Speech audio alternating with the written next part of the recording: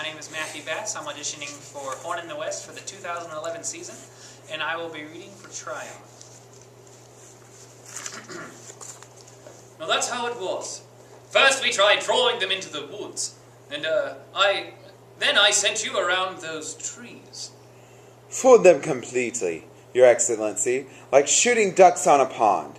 You once again proved yourself to be an excellent military mind. When you had me move the envelope around the hill, I knew we had them beaten. Yes, well, you did an excellent job, Mackenzie. As a reward, I'm promoting you to the Indian agent for the colony. Now, after you finish with the regulators, I expect you to go into the West and put down those rebel gangs. Draw guns and powder from Fort Detroit, whiskey, blankets, beads, whatever you need from the naval stores in Charlestown to persuade the Cherokee to join us.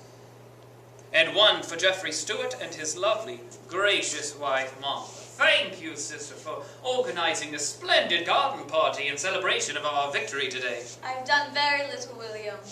Others have given generously of their time and money. Of course. Modest as usual, dear sister.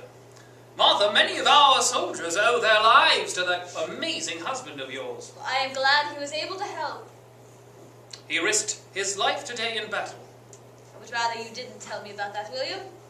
I was relieved when Jeffrey resigned for his battlefield commission after Jack was born.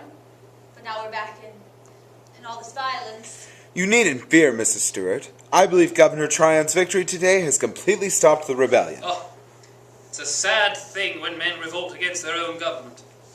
Mackenzie, where have I failed as governor? It isn't you, sir. You have been more than fair with them. I tried to reason with the Prime Minister. Only last month I wrote to him that the government is squeezing the people too hard. Taxes on sugar, tea, everything. I tell you, when I get back to London, Geoffrey! We've been anxiously awaiting your safe return. Your Excellency, if I could speak with you for just a moment? Geoffrey, you've met Captain Mackenzie today before the battle. You saved many a good man for us today, Geoffrey. Now, you must go get some rest. Come down to New Bern with me and you and Martha. Take a vacation. You are very kind, sir, but I need to finish with my experiments in smallpox so that Martha, Jack, and I can return home to England and report my findings. We hope to go very soon. You don't like the colony of North Carolina, sir? We've not made the colony very attractive to the King's favourite position, Mackenzie. Riots, unrest, now rebellion. But when we make an example of these regulators and hang them, but of course. How else can you effectively deal with rebellion and make it safe for everyone? But, William, some of them are so young, idealistic, and impulsive. And dangerous, Dr. Stewart. All the more reason to make them an example. I've been attending some of the prisoners, sir, and after listening to them... Listening? I believe His Majesty's colonial policy may be a bit too rigid. Geoffrey, this doesn't sound a thing like you. You've never been concerned for political matters. You know I've done my best to help this rabble, but they've gone too far. Now they must take the consequences. But hanging them, Your Excellency, I thought you understood the problem, Dr. Stewart. I've seen the trouble they cause, disrupting the operations of the colony. And when we try to stop them, they run away into the western mountains. There's a whole frontier of rebels out there. We must stop them here before they grow too large up there. Sir, about any prisoners... Yes? I suggest only that you be lenient, sir.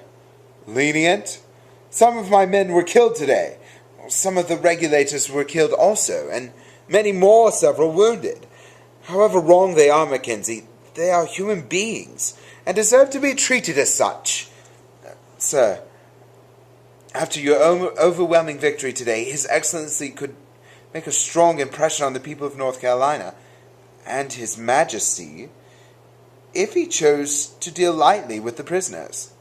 There is only one way to deal with treason. Wipe it out.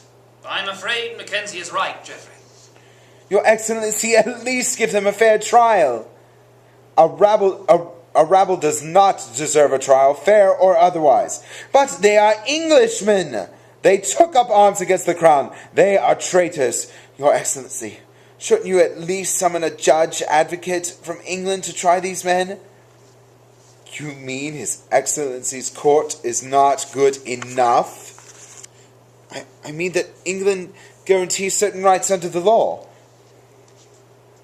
I know the law, Geoffrey. Oh, for heaven's sake, follow it! Geoffrey! If my own son did a thing like this, I would see him hanged for it. Geoffrey, as my kinsman, I warn you, this is no concern of yours.